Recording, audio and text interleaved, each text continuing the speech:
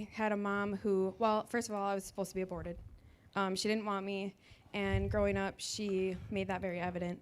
And my earthly father was like everything. He was my mom and dad, very loving. But in the last 7 years, he became a really bad meth addict, which is very contradictory of the way he raised us, because we had a very nice house and he was always there. I could call him anytime I needed something. And now when I call him, he's like there, but nobody's home. So, Subject to change. yeah.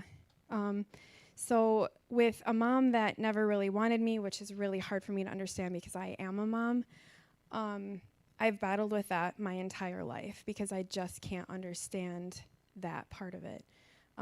So in the last 7 years, my dad succumbed to meth and any drug that he can get his hands on. My mom completely abandoned me. My best friend of 20 years left me with no explanation twice. And then I had another friend who I met at my last church who also walked out of my life pretty much within months apart. So I found myself in my closet recently crying out to the Lord, like, why are all these people leaving me? And then I have one brother between my mom and dad who I was very close with growing up because it was just us. We had to endure all of this stuff together. And he stopped talking to me, just no explanation. We talked twice, maybe 3 times a week, and just out of nowhere in the last couple months, he just completely left me. And that's really painful to have no family. And Alex doesn't have any family, so it's just him and I, and the people I work with. So I got a text message. Well, first of all, I got to a point. So last Sunday I was here, and I just, like, I don't know, pastor kind of laid hands on me, and I let everything go for the first time, I think, in my life. I pictured laying my parents at the altar at Jesus' feet and being okay with that he needed to fill all those voids. Like, he needed to be my mom and my dad and my brother and all of that. And you know how you let go, but then you try to dig it up again and you try to analyze it. And I was like, I am so done doing that. It was just, it's so much energy. So last Sunday was amazing. Kind of like leaves you like feeling like kind of odd because it's like, you know, you feel good and you feel free, but it's just so foreign, you know. So I was kind of just, this is weird. Like, I don't care anymore. You know, like if my brother wants to not talk to me, that's his choice, and Jesus will fill those voids. So, so that was last Sunday, and I went with it, and I had just kind of a really peaceful couple days. And on Tuesday, I woke up to a text message from my brother, Jordan. And he said, I know we haven't talked in a while.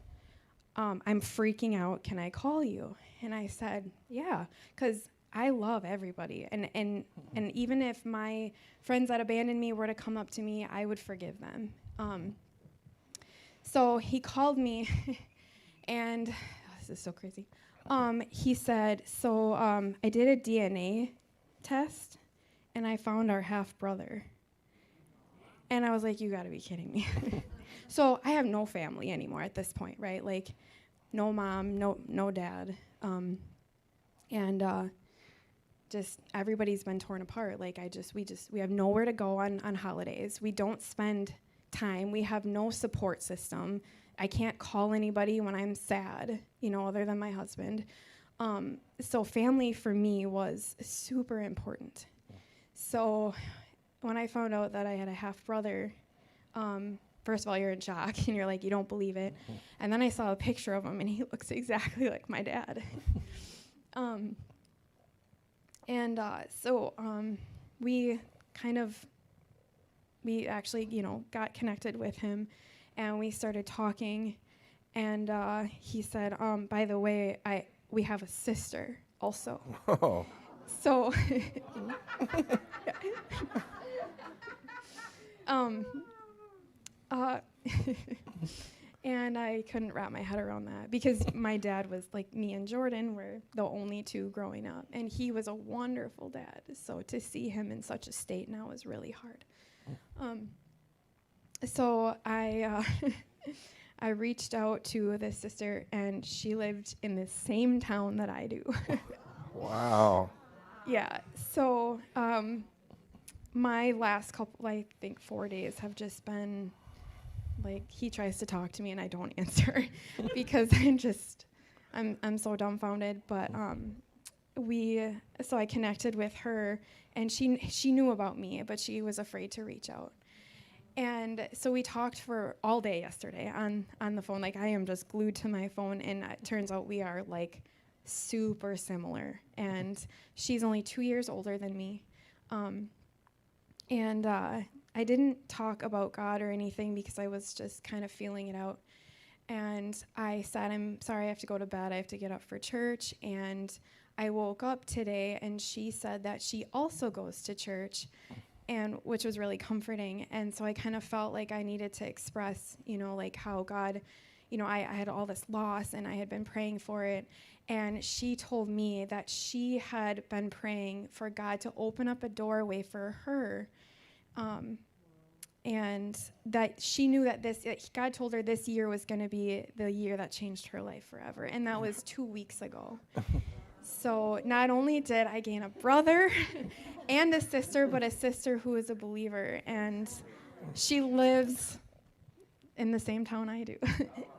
So That's amazing. when you feel alone and you feel like, I don't know. Wow. I don't know. You just get a brother and a sister out of nowhere. Maybe you have some more out there you don't know about. Yeah. So we used to joke to my dad because he was not, he grew up in the 70s and 80s. I understand. When I confronted him about this, he's like, wait, could it have been? No, maybe. I don't know. Yeah, so it's just kind of mind-blowing. But we used to joke, me and my brother used to joke, like, yeah, you probably got a bunch of us out there not really thinking that it was true. But I am so grateful that it is true because now I have a family.